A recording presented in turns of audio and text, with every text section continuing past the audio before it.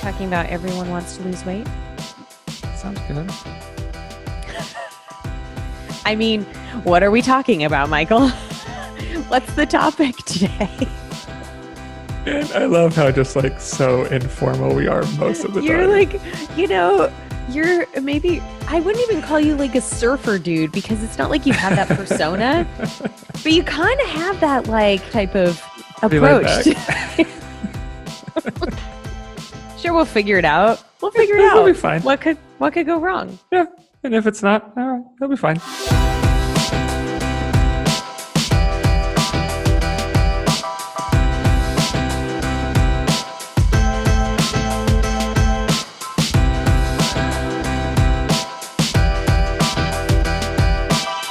Hello, everyone, and welcome to Middleish, a podcast about all things in moderation.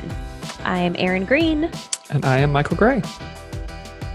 And it's Friday. Friday. We don't usually record on Fridays, but here we are. We don't. Yeah, here we are. Friday. It's Friday. It's a double cup of coffee day for me. Yeah, I might be 3 in. With my Funshine Bear cup.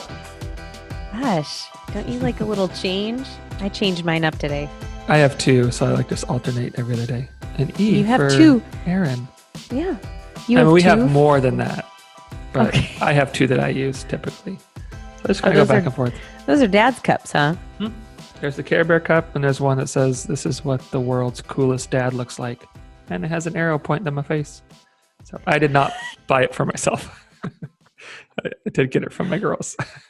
I like it. Do you watch The Office at all? Oh my gosh, didn't we talk about this? Did we? I think we did, and I have only seen like, I don't know, 2.5 episodes of The Office, and I did appreciate the humor when I watched it, but I just haven't sat down and watched all of the seasons. And I have a friend, my husband's coworker actually, who literally will have it playing in the background nonstop while she's working on spreadsheets and different things. I know that's you. You guys could probably have this awesome, like pure office conversation. Probably. Like, oh, remember this episode? Remember this one? And Probably quote every line. Yeah. I'm not even a little bit ashamed of it. I'm proud of the work I've put in. But anyway, so Michael Scott, he has a coffee cup that says "World's Best Boss," and he bought it for himself. So I did not buy my "World's Coolest Dad" cup for myself. Which character is? He's the Michael? boss. Yeah, he's kind of the mainish character. Is that Steve Carell? Yes. Yeah. Okay. Yeah. All right. Yeah. You got to give me like the. Sorry. I mean, I know who Dwight is. I think everybody knows who Dwight is, right? Really surly jerk.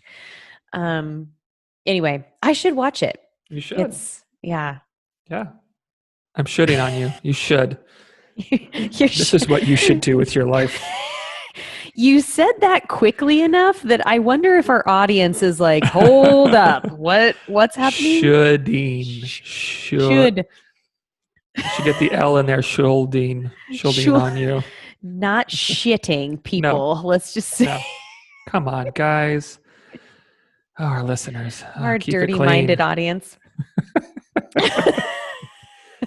How's it going? Well, it's Friday. It is. It's good. I actually went outside this morning and pulled some weeds in the yard, which nice. I don't really enjoy doing, but put in a little Brene Brown podcast, and my cat was out there supervising, so that was kind of nice. Have a little company. As cats do. Rally, making sure I'm not pulling the catnip out. Right. Don't whoa. think What are you doing over there? That's my crop, lady. Don't you be messing with my supply. I'm bagging that and selling it to neighborhood cats. Or alley cats making bank. Yeah, I know. So I let the catnip go to seed last year, and the honeybees love the stuff. Really? I mean, oh my gosh, they were just swarming the plant and the flowers. And I know it's part of the mint family. So when you let it go to seed, I mean, you better be prepared for having little catnip sprouts all over the place because it's very prolific. But I let it go to seed because I like the honeybees. So this year, I trimmed it back a lot, and I've been trying to keep it from going to seed because I have all these catnip plants popping up all over the yard. And Raleigh finds them. Like this morning, I saw him just like in the gravel, like licking and chewing something. I'm like, what did he find? Like, did he kill a bird or something? And I go over there, and there's a little catnip sprout sticking out through the rocks, and he's just loving on it and chewing on it. Stoner, nice. Total stoner. So I pulled that one. I was like, you have enough catnip plants around here, Cat. So anyway, that was my morning. Nice. Real exciting around here. Nice. Good. Well, I feel like I should give a disclaimer this morning to our listeners and readers. I think things are going to go well this morning. I'm hopeful, but usually Kat takes the girls away when we're recording, so there's just no disruptions or anything, but it's just like nasty and stormy. And we had a huge thunderstorm this morning, like shaking the house, and just like that kind of thunder, like feels like it sounds like it's like ripping the sky open, just like it was a big one. And so there's there's just nowhere to go really. So the girls are here, and Sophie's at the age where one of her favorite responses to anything that she doesn't like is to just scream. Like, sounds reasonable. Just scream. And I'm like, I feel you, girl. Like, I want to do that too, but let's not. Someday that will switch to an internal screaming, or the ability to like hold it until you can go to a closet and scream. Yeah, but right now, just like shove it down inside until it like starts to eat away at you emotionally. Whatever. Yeah, that sounds great too.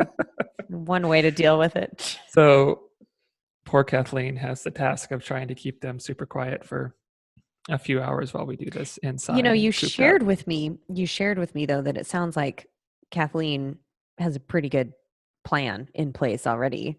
I would like to be at your house enjoying the girls' morning. They are currently upstairs watching a movie, on the couch watching a movie, snuggled up under the blanket. I don't know what they're watching. And Kat made some chocolate chip cookies, and popcorn. So they're like having snacks and a movie, and Perfect. So I think we'll be good. But if there is any like screaming in the background, everything's fine. Don't worry. Under control. Don't call, anybody. Right. We might get to meet Sophie today. You might.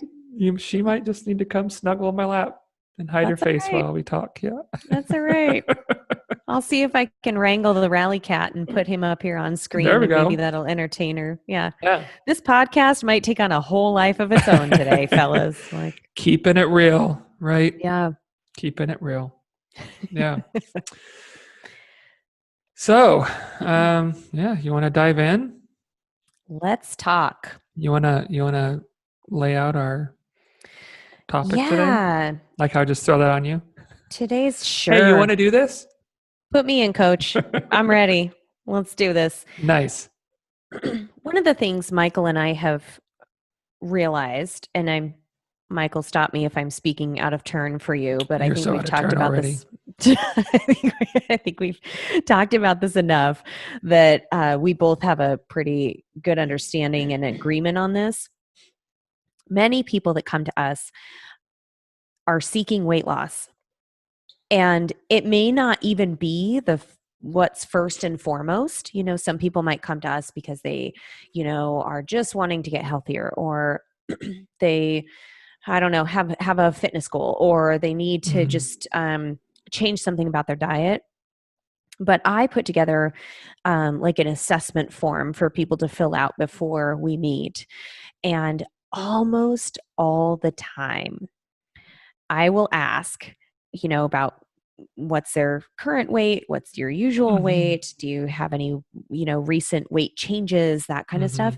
Almost all the time, there is desired weight loss. And it might even be like 5 pounds, like something very modest. And I'll be kind of looking through this and I'm like, gosh, everything else they describe about their health and what they're seeking from our work together is not necessarily weight-based, but there's this phenomenon where almost everybody is seeking some kind of weight loss. Some people are very forthcoming with it. Like, okay, I've experienced some significant weight gain over the last few years. I want to address this. But I just find it really fascinating, even with athletes who are very fit and I mean, they're very successful athletically, they still have this. I think it's like their own perception that they must lose weight. It's Right. almost like a compulsion or expectation. Right. Yeah, no, I agree. And I think it's, I don't know if we talked about this on the last episode or if we talked about it kind of before the episode officially started and we started recording it. But I always kind of giggle a little bit, like when I'm working with someone new and they're like, yeah, I want to get stronger and, I need to get my blood pressure down or, you know, um, whatever it is. I want to have more energy for my kids or my grandkids or whatever. And then they're kind of like, I mean, I guess I wouldn't mind losing a few pounds, It's like, and it's Shove like, that in there. yeah, you just thought of that now, didn't you? Right. That's not one of, Because, oh, go ahead. I was just going to say, that's not one of the like really driving motivators, but Right. it kind of is. Yeah. But at the same time, yeah, I'm going to present it like, yeah, I know, I'm thinking about it. But I think it speaks to how important we have made weight loss, right? Like I think we just assume that weight loss automatically, no matter what, equals better, right? Weight loss equals healthier. Weight loss equals happier. Weight loss equals like, success. Weight loss equals like just being content with life and better relationships, and weight loss being equals respected. Yeah. right. Yeah. It equals all these things automatically in our minds. And so it's weird working in this profession and you see how often people care more about weight loss than how they feel.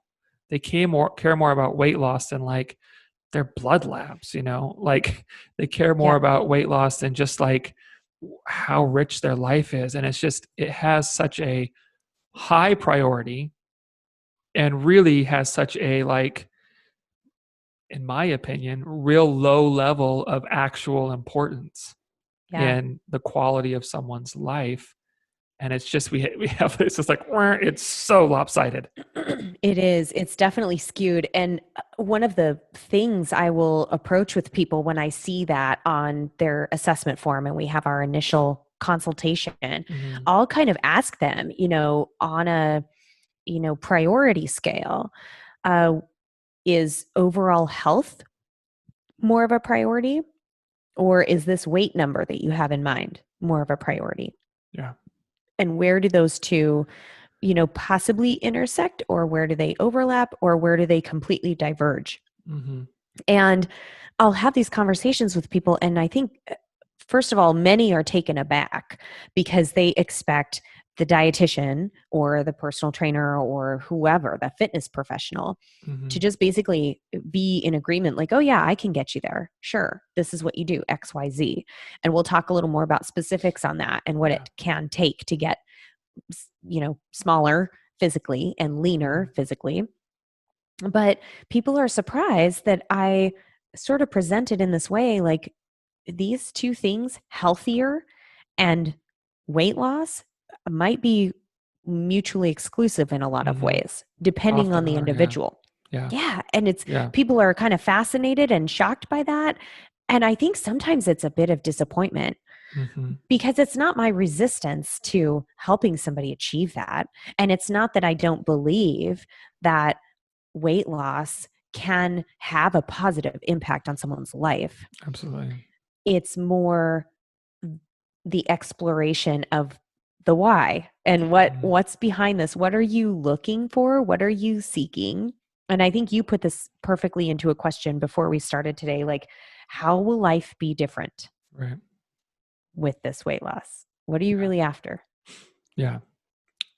Because I think what most people is like, just they conflate the two, right? It's like they assume, I think if you asked a lot of people that question, how will your life be different if you lose this, say, 30 pounds? I think a lot of them are going to say, I'll have more self-confidence. I'll be more comfortable in my own skin. I hear a lot of times, like, I'm more comfortable with my spouse, and being intimate because I feel better. I'd feel better about my body. I'll be happier, these kind of things. And I think it gets mixed up because I can't say never, I guess, but my guess is it's rarely the weight loss that leads to those things. And it's the process you go through. That weight loss happens to be a byproduct of that leads to those things, right? Like if you just lose 20 pounds or 30 pounds, you're not just going to automatically be healthier. But if you find like value in yourself for like doing these hard things and, you cherish your body and feel like it's worth respecting and taking care of, well, that bleeds out into self-confidence. And if you have more self-confidence, whether you lose 20 pounds or not, you're going to be more comfortable with your spouse. Whether you lose 20 pounds or not, you're going to be a happier person because I like myself more. And it's not the weight loss. It's the behaviors and the work that weight loss just happens to go along with.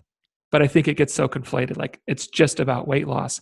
And that's why we see these extreme diets have so much popularity all the time, because it's this fast track to the happiness, to the self-confidence, to the being comfortable, to being happier with life, right? Like it's the fast track to that stuff.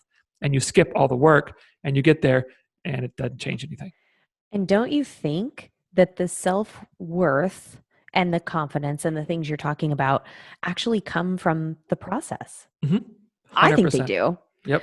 And that's something we've talked about this when it comes to goal setting or, establishing kind of routines and stuff, that the process of doing the hard work is really what creates some of these outcomes and changing the way we view ourselves and the way we approach life in general.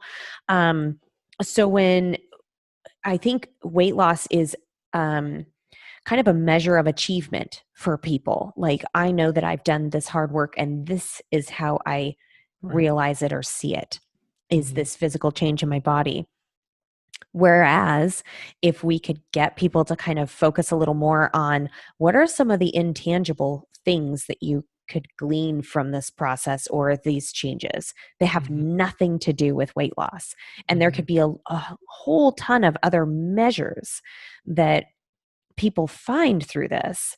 And it could be just like, I've had parents that, I worked in WIC for so long. And so I would work with a lot of postpartum or breastfeeding moms who were just, and my relationship with them was very kind of short because we'd have like these 30-minute consults and I might not see them again for a few months or something. But when they would say like, yeah, I'd like to lose the weight, but then we'd kind of dig in a little bit and talk about what that means and what really they're after. Right. If they did the work, they'd come back and be like, I feel, maybe it was just about having more regular family meals. Maybe it was just getting outside and moving. And it wasn't like doing structured exercise or getting to the gym in order to achieve weight loss that they were after. It was just changing up their kind of patterns and like committing to the process. And that would bring about the feeling of a little more confidence or a little more self-efficacy. Like I can do these things independent of the weight loss. Sometimes they'd lose weight, sometimes they wouldn't, but it would change how they felt anyway. Right. Yeah. And I think this is one of the biggest disappointments within like the fitness and nutrition industry, is that there has been it's $1 billion a year industry. Like it's a massive industry. And there are people making boatloads of money off of making people feel less than because of their weight, right? Like preying on people's insecurities and their comparisons with other people. And people see that as a real thing and go like, oh, I can make money off of this. And I don't know percentage wise, but I would argue that's a large part of the fitness and nutrition industry, is whether or not it's intentional. I think that's a lot of the messaging that comes across is if you lose weight, you will be better, right? Like they even talk about it in marketing. Like you want to be happy, you want to have more energy, you want to like, well, here's this, drink these 2 shakes and, eat 6 pieces of lettuce at, dinner and whatever. Right. And then you'll be all these things. And I mean, I kind of said this earlier, but like, that's the exact wrong thing to do. Yeah. Because it's not about the weight loss in and of itself isn't going to bring about those things. And if all you do is weight loss, right? Like just grit your teeth and clench your fists and get through this 6 weeks and lose, 30 pounds or whatever. And you don't do any of the process, like you're saying, you don't do any of the work, like you were saying, nothing's changed. You're just smaller. That's right. That's the only thing that's changed. You haven't learned anything about yourself. You haven't grown. You haven't learned how do I maintain any of this? Like once I'm off this crazy, insane, stupid waste of money plan, like then what? Right. And I'm just tired and I'm miserable and I have less money in my bank account. That's what you get. Yeah. Right. And that's why the process and the journey is not just so important. It's literally everything. It's the thing. It what is you the thing. Need to. Yeah. Yeah. Yeah. I mean, the act of being 20 pounds lighter does nothing for you. Mm-hmm. Does nothing for you. But the process of getting there and doing that in a sustainable way does everything for you. Yeah. Yeah. Totally. No, I'm kind of like, I'm into it. So I got a little speechless. I'm speechless. Michael's rendered me speechless. No, I think usually that happens because people are like, really? Really, dude? Did you just say that? There are kids here, right? Dude, yeah. Get in the pulpit. So I think to your point, weight loss is also a really flimsy motivator. Mm-hmm.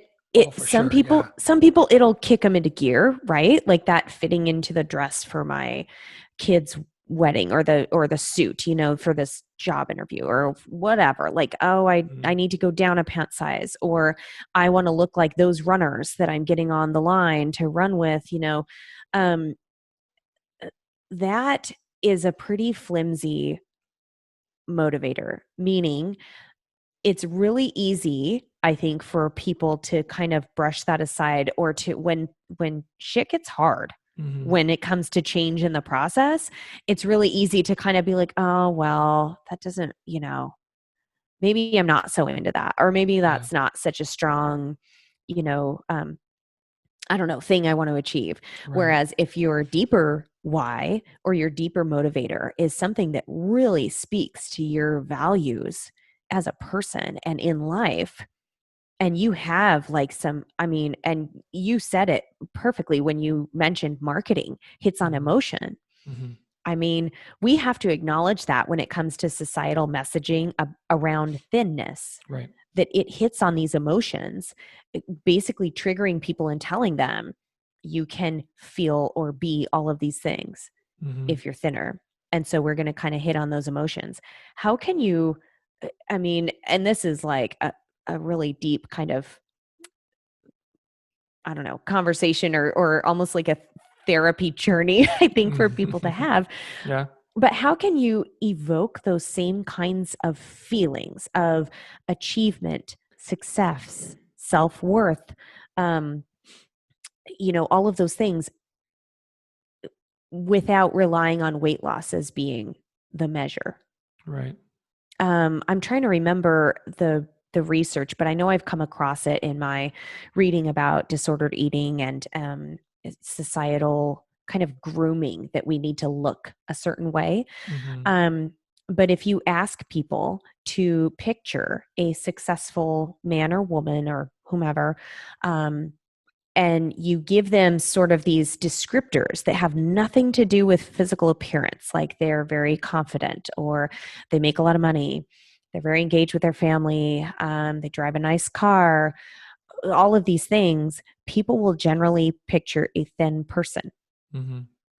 And that is super powerful. And this is without even describing them as like looking a certain way. This is just what our brains produce. Right. So we have this deeply ingrained belief that thin or fit equals success, money, having a happy family, happiness, those things. It's so hard to undo that belief system. Yeah. And it's so hard to, I think, reconcile with that, because if you believe that thinness is the method for you to achieve all of these things, it's going to be really hard to change your mind on that. Right. Well, and I think it's just like fitness is not, or leanness is so often, it's not just like a marker for people, it's the marker for people. It's the only thing when it comes to healthy, unhealthy. Like, I mean, I can't tell you how many times throughout my life, like I've heard things like, oh yeah, so-and-so, they had a stroke this weekend. I'm like, really? He's so thin. He seems like he's so healthy. And they know nothing about this person except his shape. And so because he's thin, he must be healthy, right? Or conversely, yeah, they had a heart attack. Well, yeah, I mean, they're pretty overweight. So, right. And it's like these things have little to no bearing. And there's so many other things that are so much better indicators of health and, predictive of, of a lot of these things. But it's the thing that we look at. It's you must eat really well because you're thin, right? I mean, we just make all these assumptions. You know what I mean? And Erin, you don't eat that. I know you don't eat that. Right? You don't eat like that. You don't like this food. I'm like, what? Yeah. Yeah. And it's just, it's like the marker. It's like the only one for so many people. And so if I can just get to that thin place, right, then of course I'm going to be all these other things that I want. And it's just like, I hate to break it to you, but your weight and what the scale says and what size pants you wear and what your silhouette looks like doesn't have anything to do with most of the things you want in life.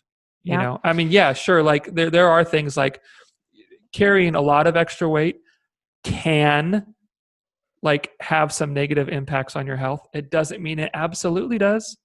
It can. It doesn't mean it does. And being thin can have negative effects too.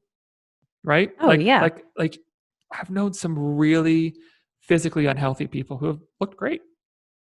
Yeah. Outwardly. Yeah. Yeah. And I see this in the athletic world too. I work with a lot of triathletes, runners, cyclists.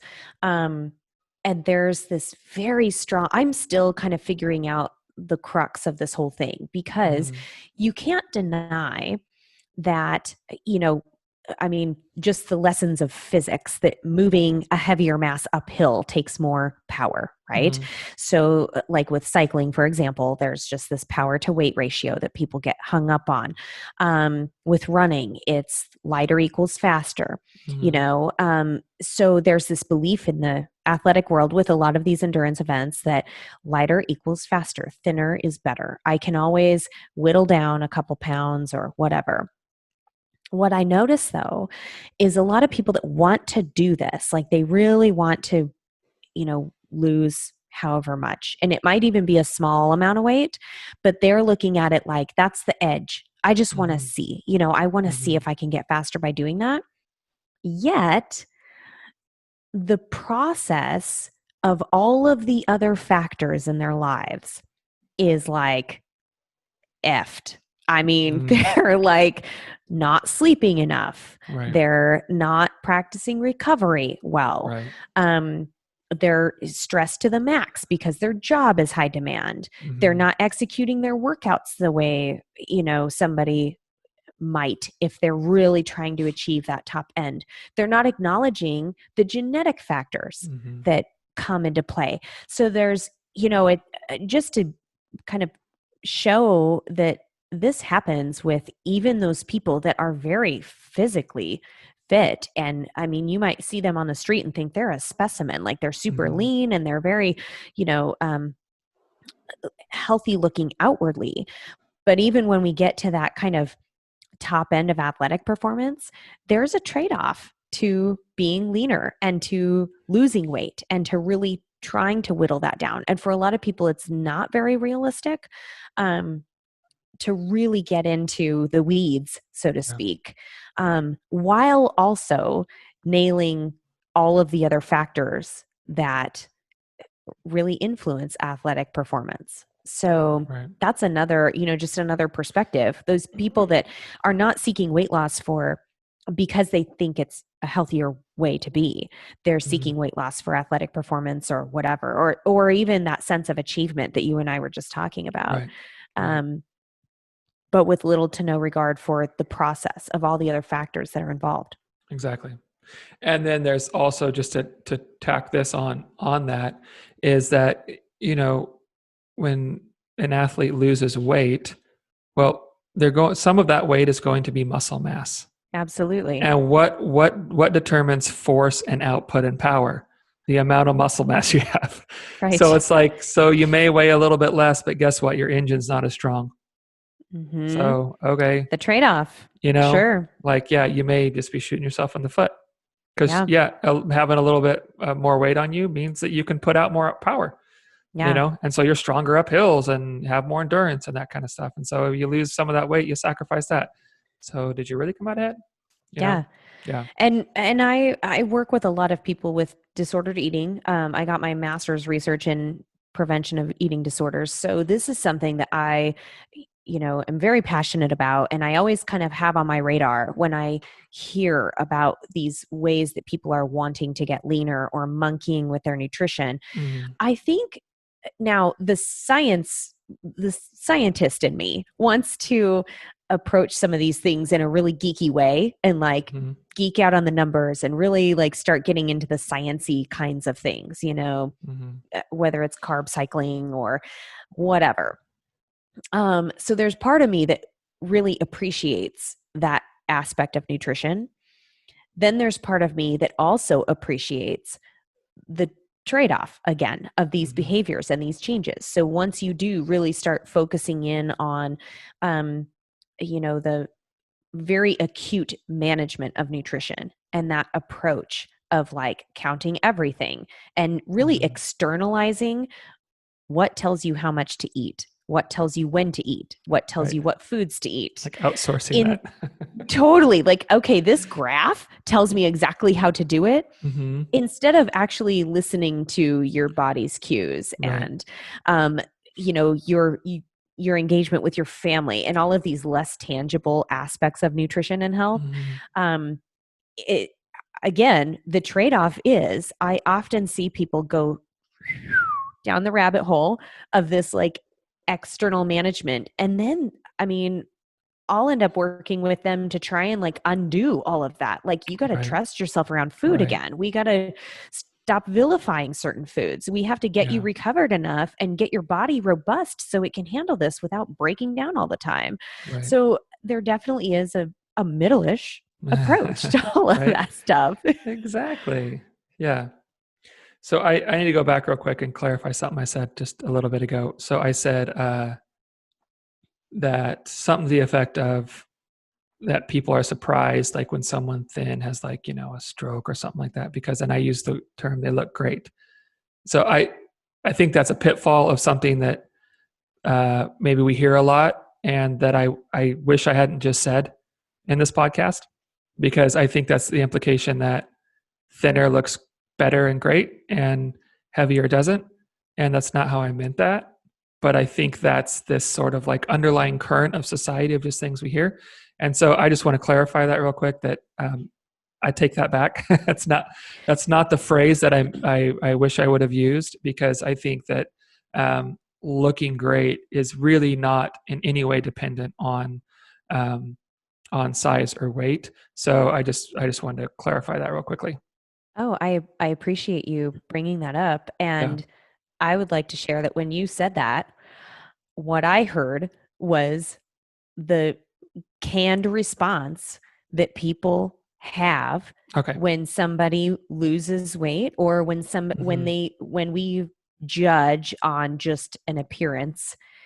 That's what society thinks. You look great.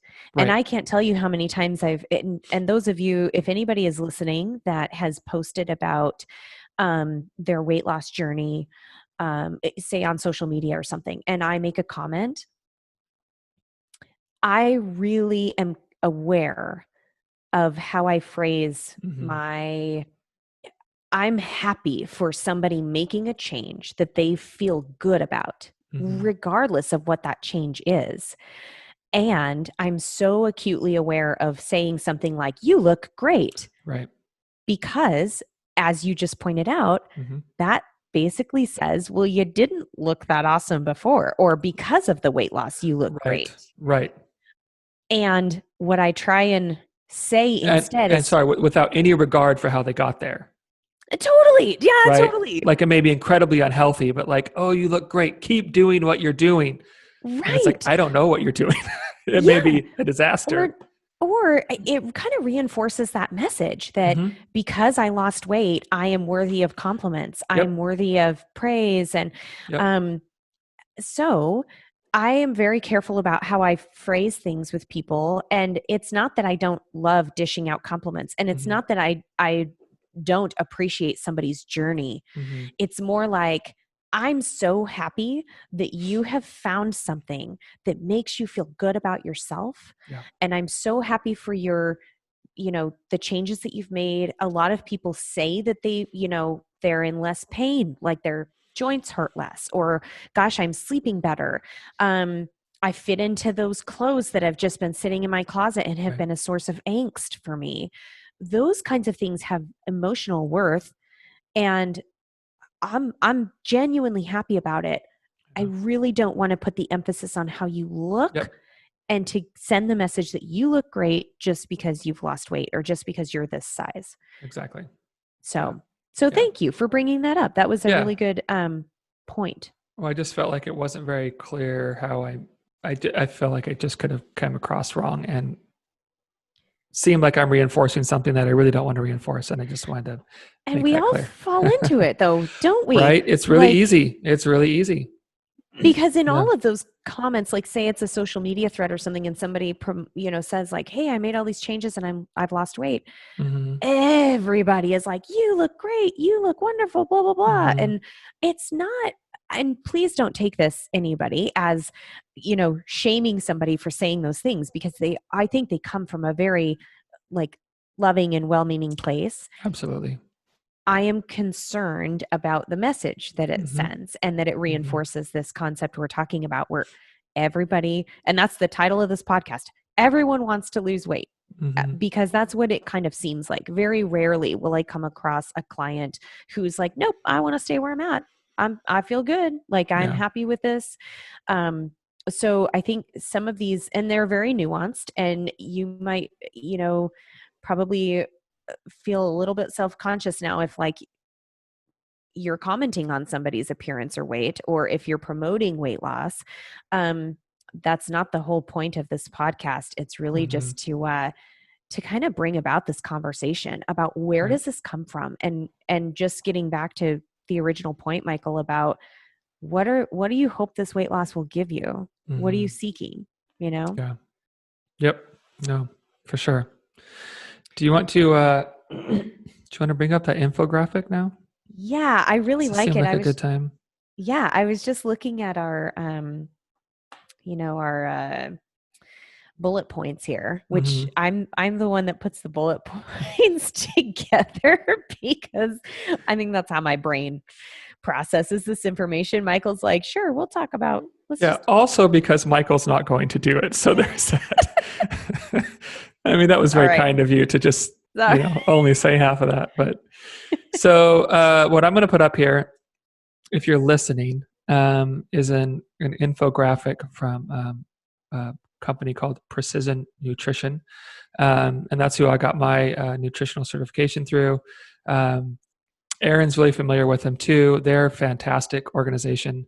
Love their stuff. They really preach moderation and sustainability, and they kind of joke about like they come from a place of being nutritionally agnostic, right? Like we're not going to get tied to anything, because otherwise we're trying to make people fit in certain ways, and it's just not the way it works. Just a really fantastic company. I would recommend following. They have really well done, very researched articles, well-researched articles. Everything's based on science. They're not, hawking one way of doing things or anything like that. Anyway, this infographic that I'm going to put up, Okay, let me share my screen. So can you see that? Can you see my screen? I can see your screen. And for those of you who are listening and not watching, we'll do our best to read and describe this infographic, and we will also link it in the notes to the podcast, so you can go visit it yourselves. So what this is, it has some different categories of body fat percentage for men and women. So this first category is men, higher than 20% body fat, and women higher than 30% body fat. Okay, they're different body fat percentages because women typically carry more body fat than men. Okay, and what we have is for each of these different categories is sort of like, what does it take to maintain or get to this sort of level of leanness or body fat percentage. Okay, so you want to read through that first one? Yeah. So one disclaimer, I think, is this infographic does make some assumptions. Mm-hmm. Yeah. And it's based on kind of what fitness professionals or health professionals tend to see around, higher body fat percentages or lower body fat percentages. Like, these are the things that people engage in, these activities, or these are some of the outcomes that we tend to see associated with those. Right. It by no means is like a blanket application for every situation. Yeah. So please take this with a grain of salt. But absolutely, I think generalized. Yeah, I think there's some good applications. So for higher body fat percentages, generally what one could do more of or might do more of would be eating processed foods, eating larger portions, eating very quickly, which we'll do mindfulness kind of discussion and another mindful eating, and doing less of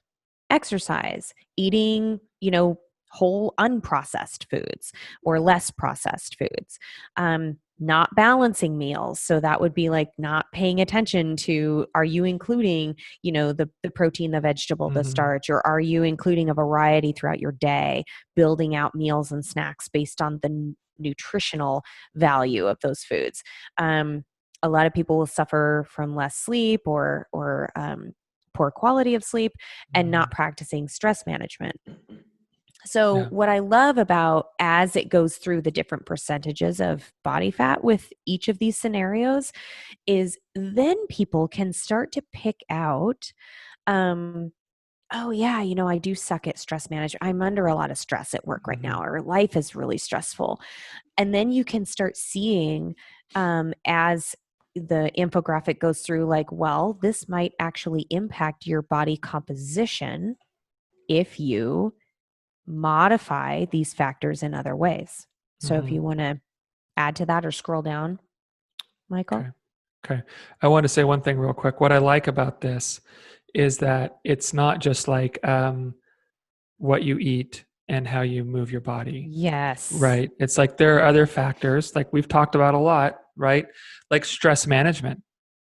This is a big factor in how our bodies perform and our ability to lose weight or feel better, right? Like high stress levels over a long period of time have really negative effects, and that matters, right? It's not just like eat more vegetables and move more. We want it to be that simple, but we've got to look at everything, all the factors going in. So I really like that they include this. Yeah. And to piggyback on your point, there's a lot of factors. Humans are not robots, people. Right. Wouldn't it be lovely if we just neither is your metabolism. Can we fit this into a nice little neat equation and it just X plus Y equals Z? We have to also look at weight history. So I had on one of my bullet points the yo-yo dieting effect, or just the weight history as an adult, and not even as an adult 20 years ago. This is your weight history in recent years as an adult. Right. That actually has a very high correlation with and we can get into set point theory, meaning your body kind of has a happy weight that it likes being at, a homeostatic kind of weight. Anyway, the history of weight for your physical body plays a role in subsequent weight loss, and how that might be achieved or approached. And also genetics, age, all of these things play a vital role. And it's not easy for people to accept because those are all things you can't change. Right. You can't go back and change your history with weight, yo-yo dieting, things that you did to your body when you were younger. You can't change your age. You can't change your genetics. So learning that these are the factors we're talking about and this infographic focuses on are things that you could modify, which I think is a lot of these behaviors lead to better health outcomes in a lot of ways anyway. Oh yeah, for sure. Yeah. So then the next category we have is men in the 15 to 20% range and women in the 25 to 30% range. Mm-hmm. So it's likely that people who fall in this range do more of these things. They eat slowly until satisfied, more than half of your meals. They include, a serving or two of protein, dense foods in a couple of meals a day. They have a few servings of vegetables in a day. They're moving, intentionally exercising, 3, 4, 5 times a week.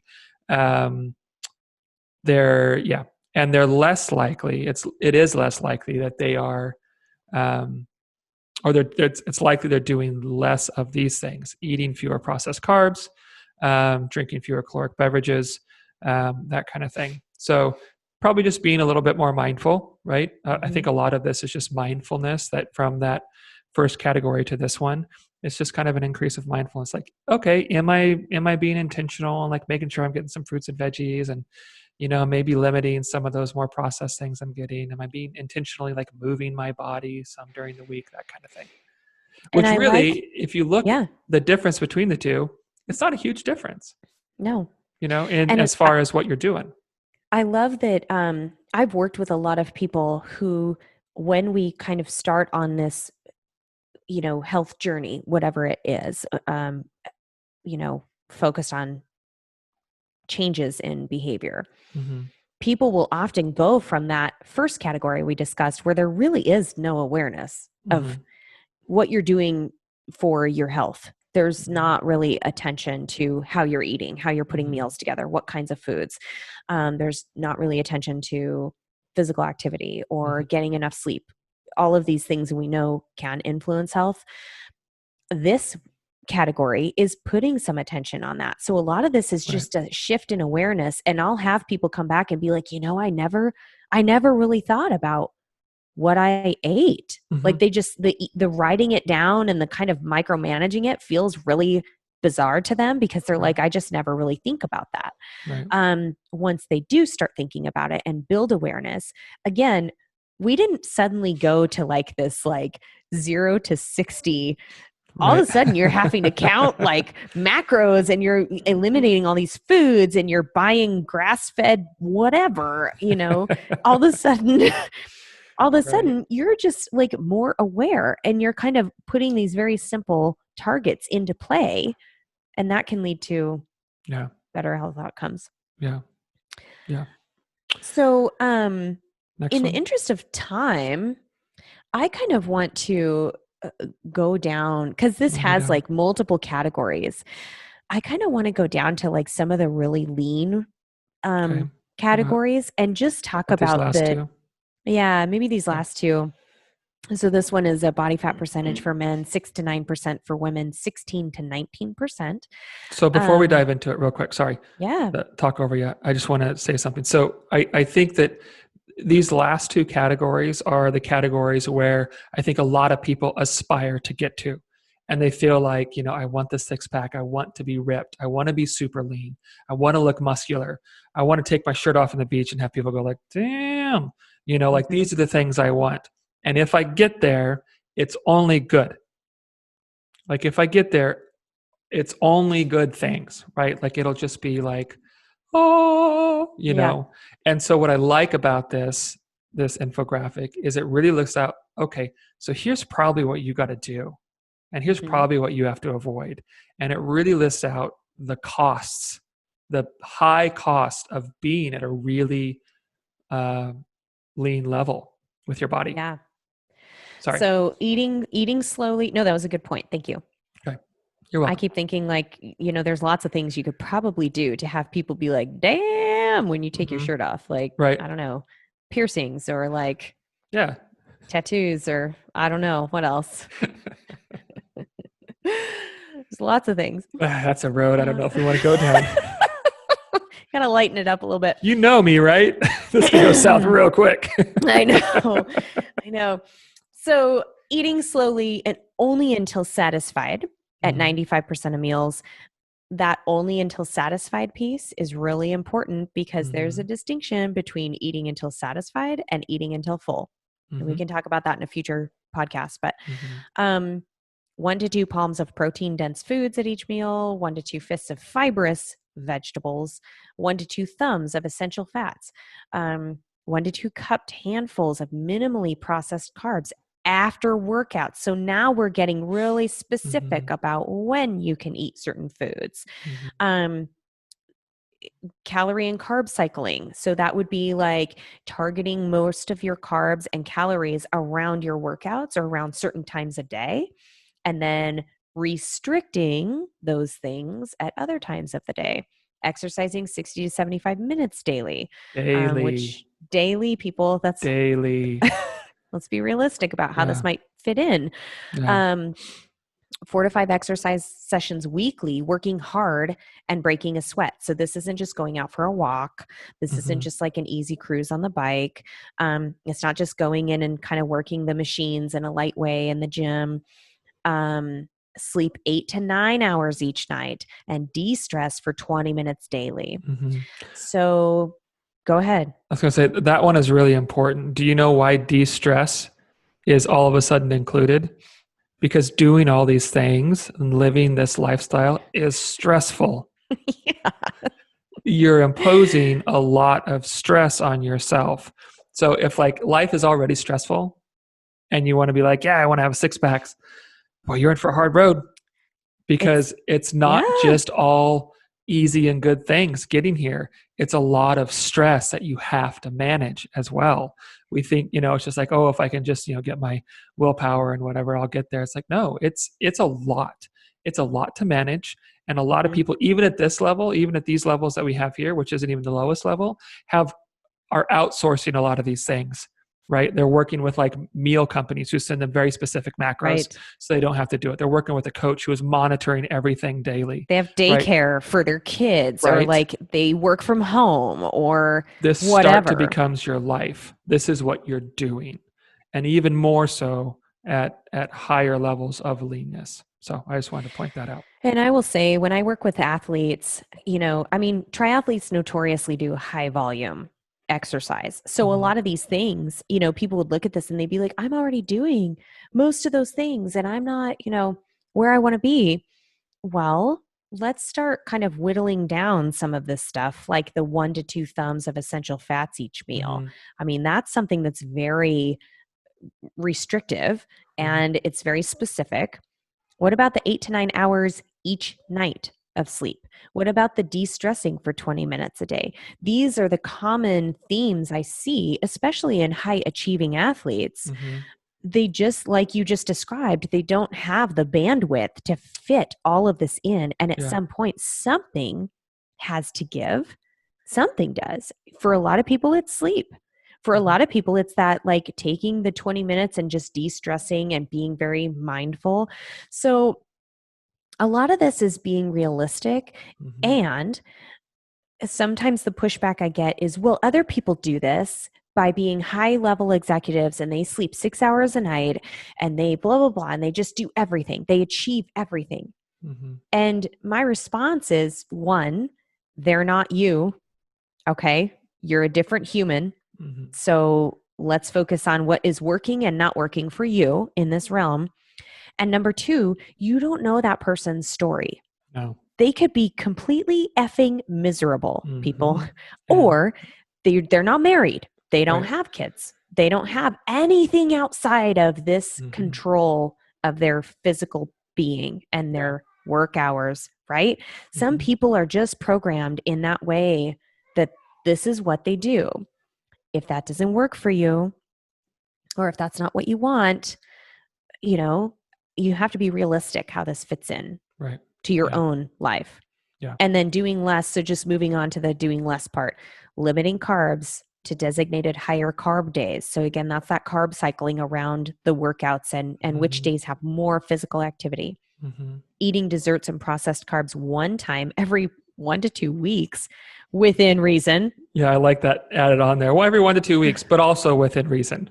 Like Right. just every 1 to 2 weeks isn't quite enough. We need no brownie Sundays. It's like that one little 1-inch square of brownie within reason. Enjoy your cookie. Drink 1 caloric beverage one time every 1 to 2 weeks. Okay, 1 caloric beverage. That's beer or wine or punch or soda or tea with a little sugar in it. One time every 1 to 2 weeks within reason. Again, within reason. Yeah. Don't make it over 8 ounces. We'll want to start limiting time at restaurants 1 to 2 times per week. Yeah. Okay. So you can already start seeing that there's a big cost to doing this. Yeah. Okay. And then the last category. So here we're like ultra lean, like men under 6%, women under 16%. This is very, very low, which by the way, I think it's worth mentioning that I don't know if it's all the time, but it's really common when women get this lean and this low, it really starts to affect a lot of like hormonal processes. Yeah. A lot of women like stop getting their periods. And while that may seem like, oh, that'd be nice, it's not a good thing. That means your body's like, whoa, what is going on? Like things are messed up. Okay. Yeah, your body doesn't have enough energy to go around. And we can talk about that more in another episode. But yeah, your body essentially starts shutting off certain processes because it's like, oh, I don't have enough fuel to go around or enough energy in general to go around and make hormones properly and to function properly. It's body function, you guys. Yeah. Proper body function suffers in this. Like if that's scenario. Shutting down, that's maybe not a good thing. Right. So doing more. Oh man, this gets rough. Okay. So doing more, eating slowly and only until satisfied at 99.9% of meals, like basically just say 100% of the time. I mean, really. Incorporating calorie or carb cycling. So you can't eat just kind of consistently and have a groove from day to day. It's going to be changing all the time. Follow a meal plan with predetermined foods and amounts, right? Measuring foods specifically, like you're measuring everything that you go like a drug dealer in your kitchen. Exactly. The scale, like counting the grains of rice, right? Exactly. Include exact amount of protein-dense foods at each meal. Include exact amount of fibrous vegetables at each meal. And when we say exact, this means exact.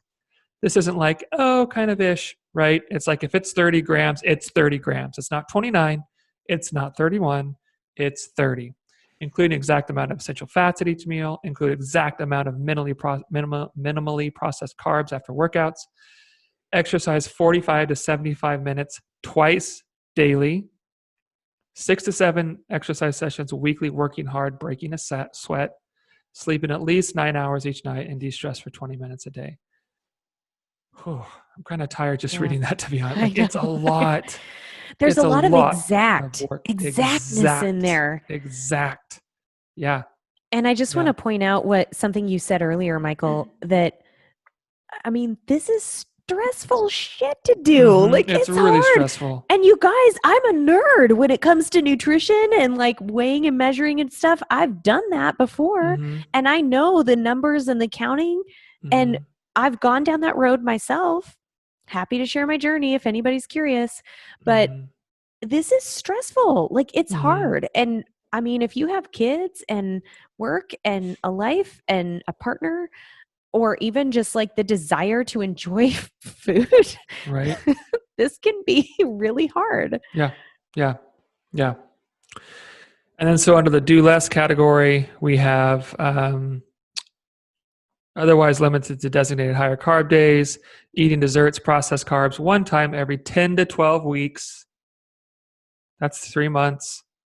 That's 4 desserts a year. You get 4 desserts a year, but also within reason. Like you can't get carried away. Right. No caloric beverages and no eating in restaurants. Okay. Right. Severe cost. And I would like to add, so if you click on this link, you can go, you can scroll up. There's also another section for all of these that talks about the benefits and trade-offs. And I want to, just for this really low level of leanness here, we have less than 6% for men, less than 16% for women. I want to read just these quick benefits and trade-offs just for this in particular to just really drive home the point that you probably don't really want to do this. You may think you want to, but when it comes down to it, I doubt this is something you're really interested in. Okay, so the benefits. Are you ready for this grand, glorious list of being insanely lean? The benefits. You may feel pride at achieving an athletic goal. Sorry, say that again. I was drum rolling over your. Oh, you may feel pride at achieving an athletic goal. That's the end of the list. Okay. Yahoo! Yay. Trade-offs. Trade-offs. You'll have difficulty socializing in most typical situations where food is involved. You may, so like, birthdays, your kids' birthdays, dinner with friends, all that stuff, right? You may miss out on fun events with family and friends because it's easier to not go, right, than be tempted. Big time commitment to measure, weigh, and track all foods. Hyper focus on diet and exercise may contribute to disordered eating. Very likely will contribute to disordered eating. Yep. And the time required for exercise may crowd out all other pursuits and interests. This will be your life. I've been around bodybuilders and figure athletes and stuff, and it is their life. That's all they have time for. And that's all they have the bandwidth for, is to just do this. And it sucks. So in fairness, I'm going to be devil's advocate here for 1 second. Mm-hmm. If that's what you aspire to do, if I am also friends with people who have done figure competitions and bodybuilding, if that is your life, and in full disclosure, triathlon was this kind of thing for me for a long time. It was my priority. It was my life. I missed out on a ton of social stuff. I micromanaged a lot of shit in my life, time, how I did things, whatever. And it's super stressful, you guys. You have to be very aware of what you're giving up and what you're willing to do to achieve this thing.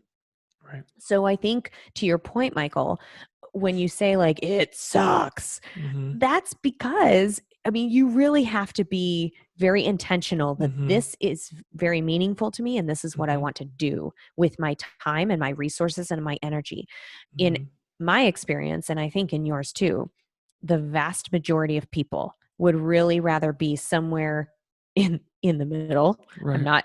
I didn't even plan that, but somewhere more in the middle when they look at these lists of potential cost benefits or behaviors. Somewhere in that middle range is more realistic for them. They're like, oh yeah, I could still go out to eat. I don't have to weigh and measure every single thing. I can fit in an hour a day of exercise and moderate pace. That's fine. So just be very clear on your resources, your energy, and what the trade-off is in your own life. Yep.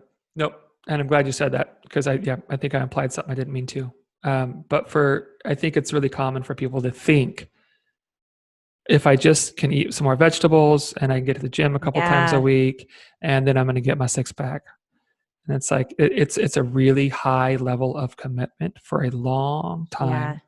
And it's going to be your life. And if, like, I completely agree with you. If that's something that you want to do, if you want to do a show, if you want to try to compete at a high level with something, then this is a cost that you have to be okay with. But for the rest of us, just kind of average Joes who just want to feel good and stuff, I don't think this is what you want to do.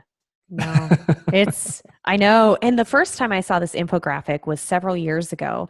And for me, it was just this, it was a wonderful resource that was put on paper in a way that kind of puts an objective look at what life looks like for people.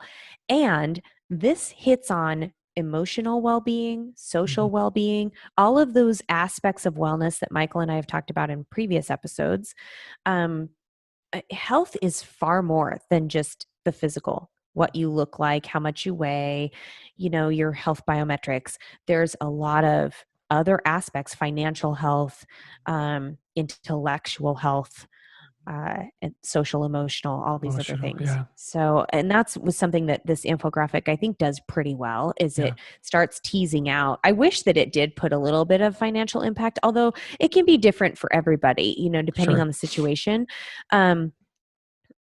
But there could be an impact if you can't focus on your work as much, and so you're not promoting your career or working as many hours because you're so devoted to these other things. If you're willing to outsource, like Michael had said, you start hiring a nanny or a housekeeper or a food service business or something like that, all of a sudden that's a financial consideration. So there's a lot of I think intricacies to this that absolutely play a role. Yeah. Cool. I Wow, think you just wrapped that up really well. I don't know if you meant to, but that was like a good little whoop. Yeah. We did. Nice work. Good job. Thank you. So I think just my last 2 cents is just like, I think it's worth really looking at why am I so sure that I want to lose weight? And will losing weight really bring about what I think it's going to? And if not, what do I need to do instead?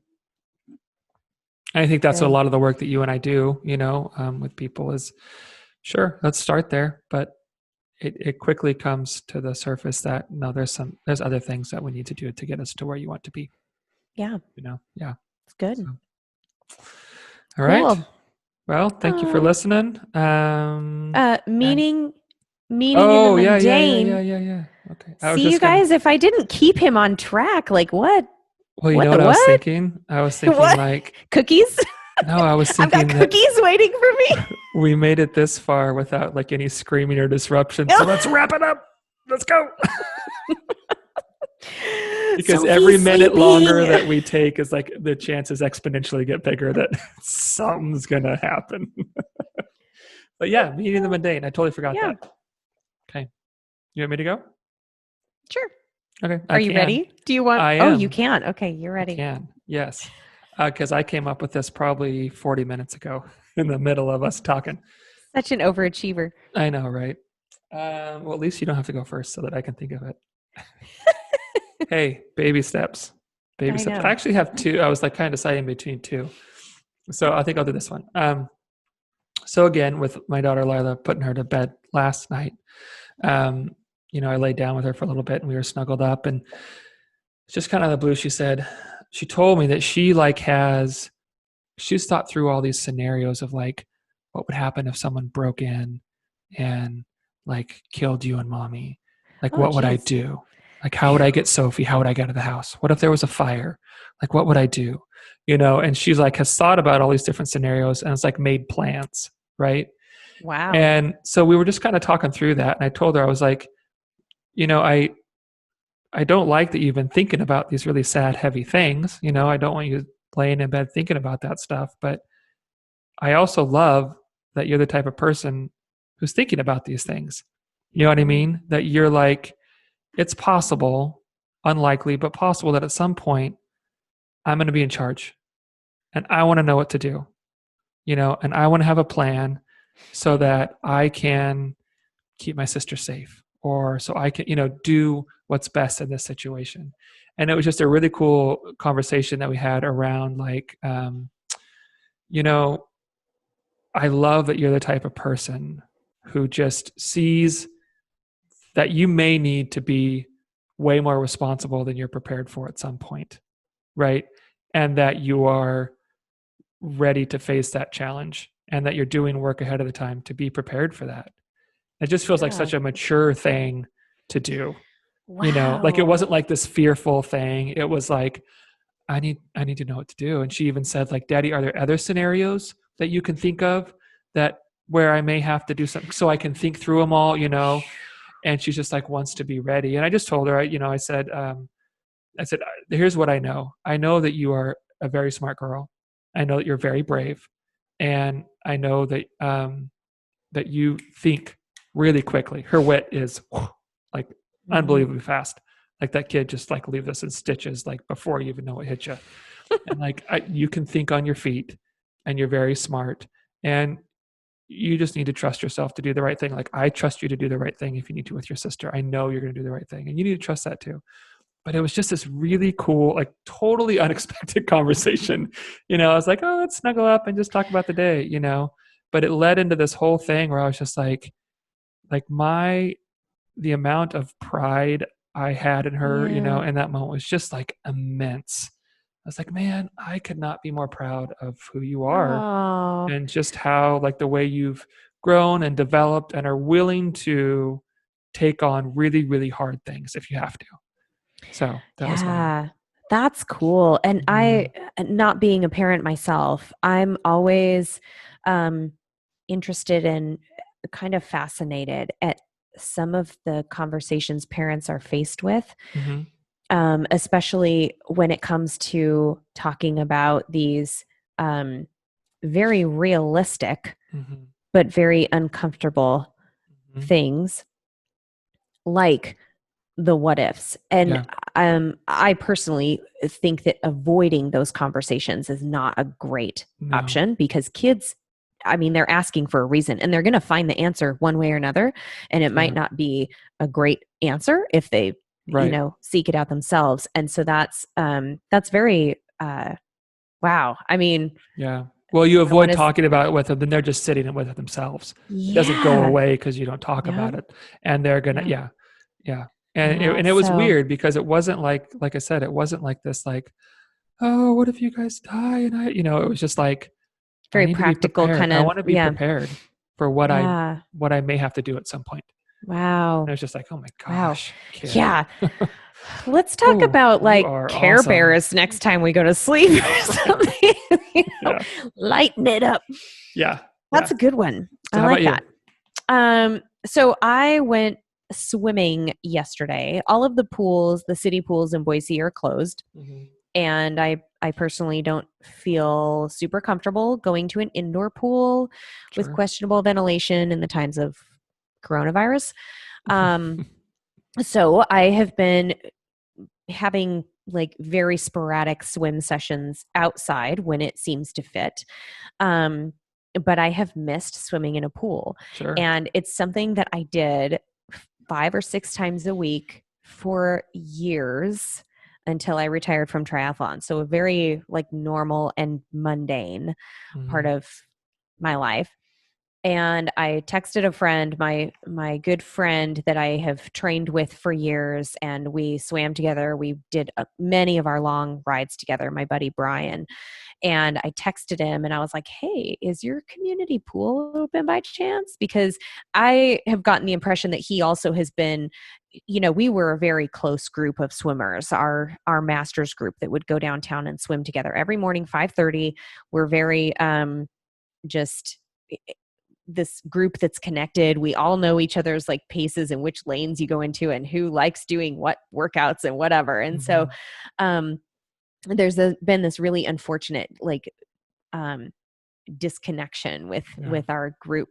So I text Brian and I'm like, hey, is your community pool open? And he's like, yeah, and I haven't swum in however many weeks, and this would be great.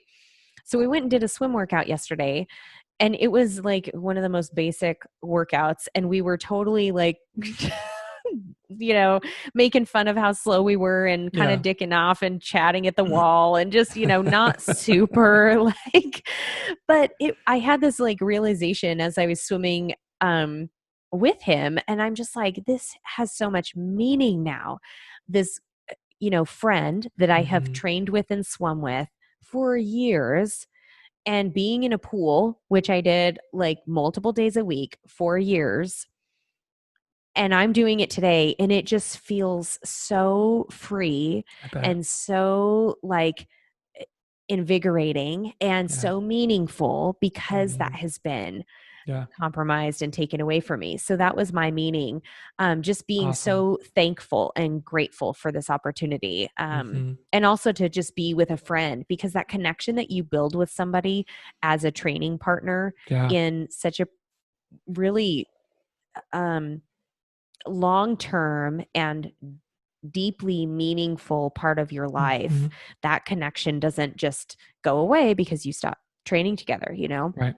Yep. So that was my meaning in the mundane. That's awesome.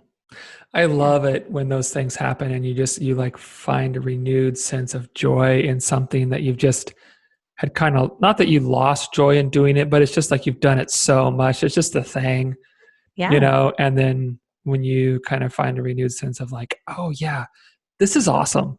Yeah. Like this is much more than I have kind of let it be for a while. I like that one. That's good. And you start realizing that some things that we take for granted, you can't realize that until after you can look back and be like, oh yeah, Yep. So yeah. Awesome. I like that a lot. Cool. That's good. Yeah. Good. All right. Okay. Well, so now can I thank people without getting yelled at? Jeez.